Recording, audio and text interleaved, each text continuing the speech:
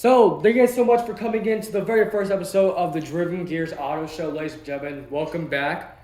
So, it's been a while since I've done a podcast. The last video was the Subaru Nation podcast. That was the last video I ever did before the rebranding of this channel.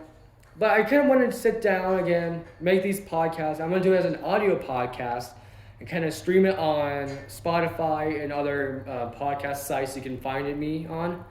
So the Driven Gears Auto Show was about, I guess, well, podcast for me sitting down, or these audio ones. Just me talking about cars, talking about the news of cars, a lot of stuff. Kind of what we did at the Subaru Nation podcast.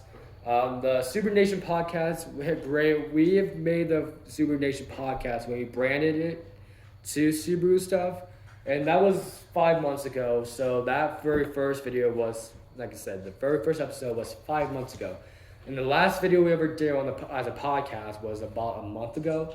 So like I said, I'm sitting down right now doing an audio podcast, kind of just talking to you guys about cars and stuff. The new car stuff that came out right now on the news, let's just sit down right now and just talk about it. If you guys want to hear me ramble about, car stuff, just sit down, enjoy, grab a soda, grab a drink, grab any beverage, or get some popcorn, sit down, watch TV, stuff. I don't care. Just sit down, enjoy.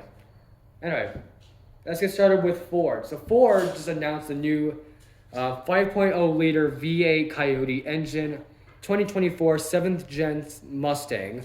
And looking at the pictures of it, it just looks amazing. It's so aggressive with the new the HD high beam lights. You can always get that stylish, that 3-point turn signals that kind of go in these the pattern. Those things look awesome. I love how they brought that back.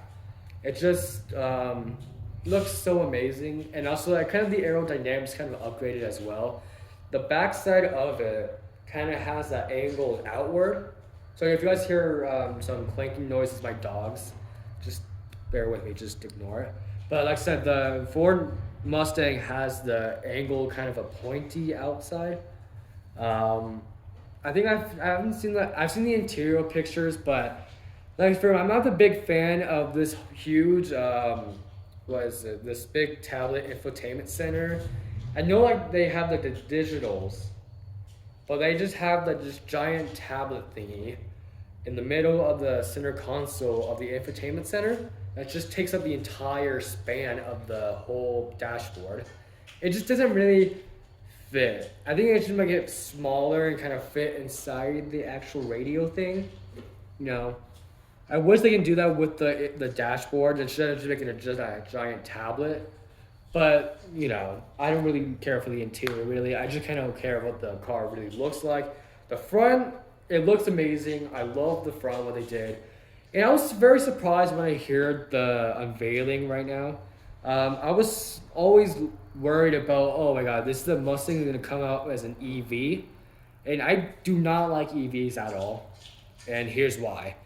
EVs just are endless money pits. They waste a lot of time and range.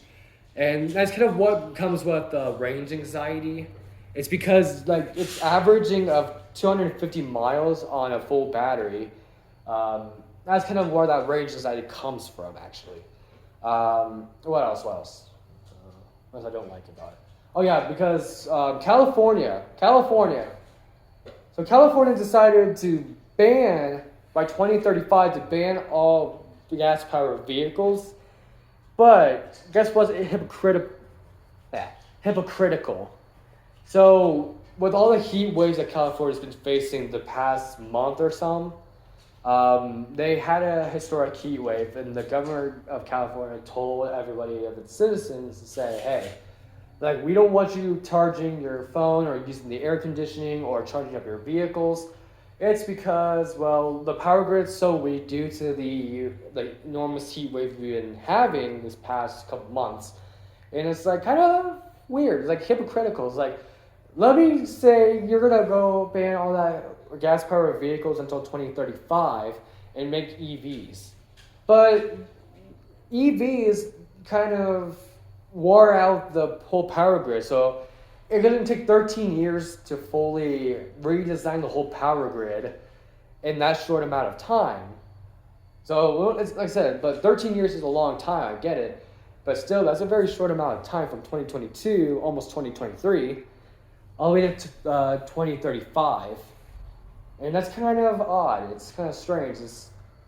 Why would you tell the citizens and say don't charge your cars because our power grid's too weak, where you're gonna be doing the same thing in 2035, saying, well, due to these enormous heat waves and these droughts, like, well, we can't let you charge your EVs anymore because, this is happening.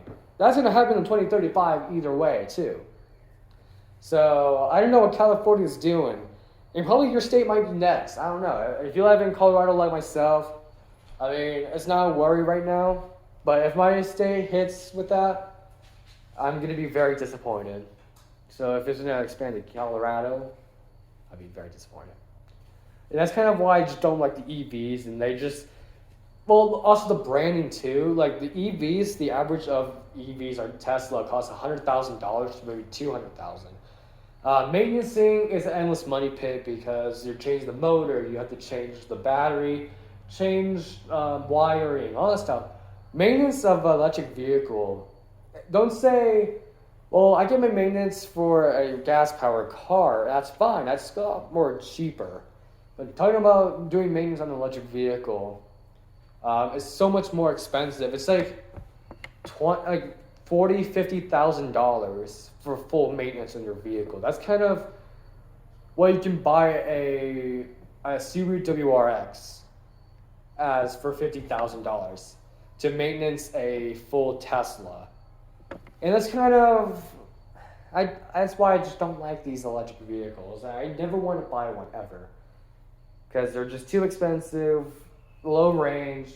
I know in the future, maybe as technology advances, probably, they're going to come with more range, but you have to also have to think about the scientific standpoint of it. You know how they say like electric cars are zero emission, they don't really pollute a lot?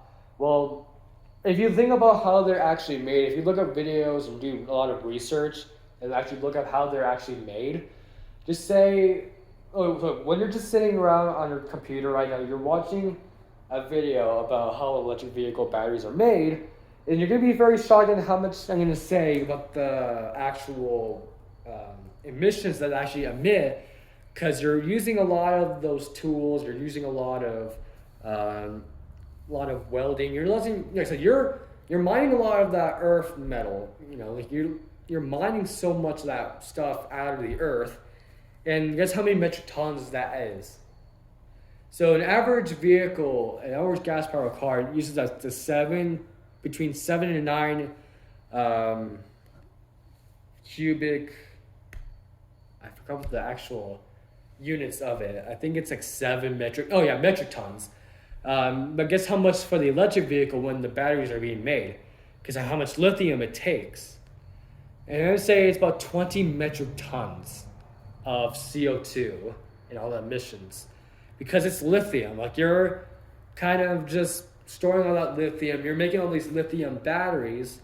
And like I said, that's a lot higher. It's, they say that it's, there's zero emissions. But if you look at the video, and do your research, how much carbon emission it takes in metric tons, you'll be surprised, you'll be shocked how much carbon emission it does take. And that's kind of why I learned my lesson is saying, well, you think that gas powers are bad, but, they're bad for the environment. Yes, but if you think about how, like I said, when they're mining these precious earth materials and making these batteries itself, you're going to be surprised with the number that comes out of it. And I've seen there's these lithium plants, these lithium piles that's in the mines. And I said, those can actually, they can just, people just take some of that stuff out, kind of like in buckets and like, dump trucks and stuff. It's like all that stuff can be gone in, a few years, because it's like, I think we're going to have like 90 trillion tons of that stuff. I think so. I think that's kind of how much we have left. And then probably in a few years, probably it's going to be gone. And that's kind of why they're kind of, I'm going to have to say they're rushing the process, but it's like we should have really back in 2016 we should have gone hybrid, like the hybrid, like the Toyota Priuses.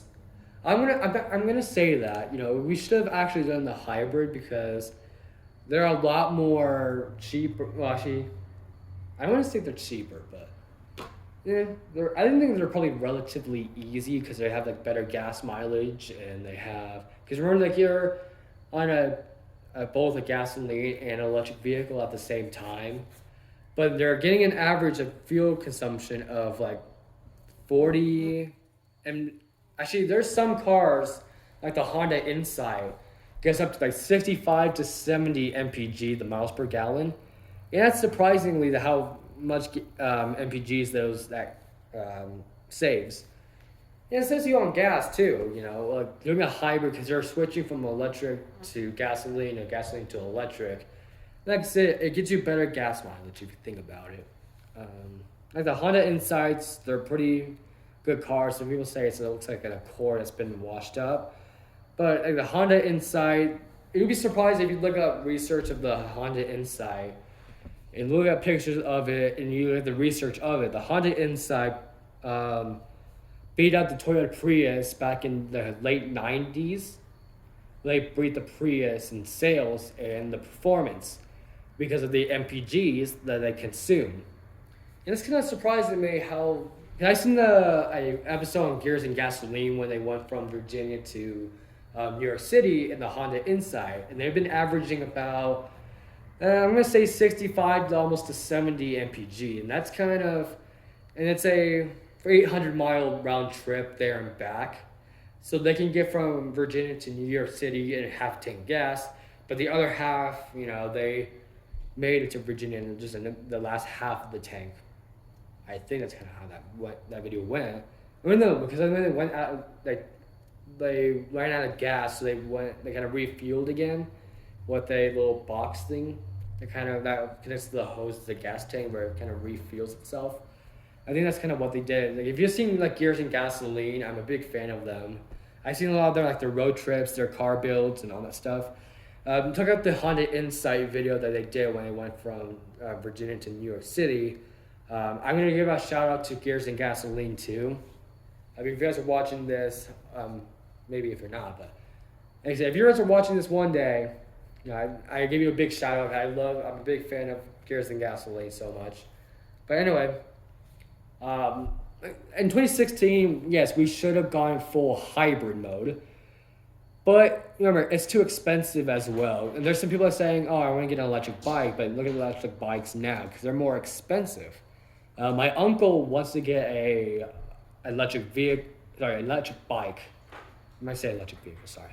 An electric bike so he can ride around to go to the store and back because he doesn't go in his car too much because California has been hit with high gas prices because I think they average about $6 or $7 per gallon, and that's kind of ironically very crazy because the gas station in Colorado, they averaged when the gas prices hiked, they were $4, almost $5 a gallon, so about $4.89 per gallon. And that's very high, but we're seeing the gas prices are going down. So my gas prices now are probably $3.55 a gallon right now. So that's a big drop, but it's still pretty high if you think about it. And like I said, but in 2016, I mean, we should have gone full hybrid, yes or no.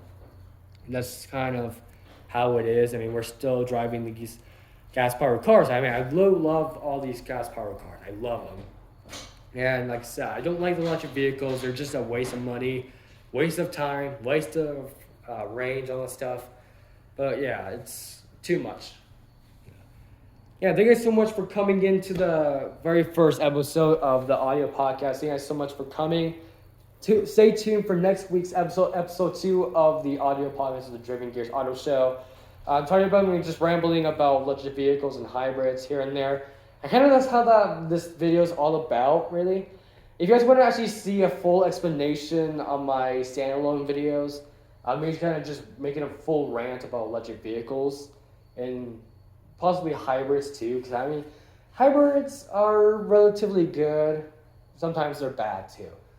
kind of, there's a plus and minus, say why. So I'm going to do a standalone video kind of just explain why I don't like these electric vehicles, make a full rant video about them. I've never done one of the videos before. You guys want to see me do one of those videos, kind of just standing there or just sitting down, just talking to you guys on camera. Like, let me know if you guys want to see that. Stay tuned. Subscribe to the Driven Gears Auto Show. Subscribe to Driven Gears Automotive. We're going to hit that 400 very soon. I want to see the channel grow. Let's keep growing the channel, ladies and gentlemen. 400 subscribers, here we go. So, thanks so much for coming in. The first audio podcast, episode number 1. I'm going to probably stream it on Spotify if you guys want me to. And I'll see you guys in the next video. Thank you guys so much for watching. I'll see you guys next time. And bye.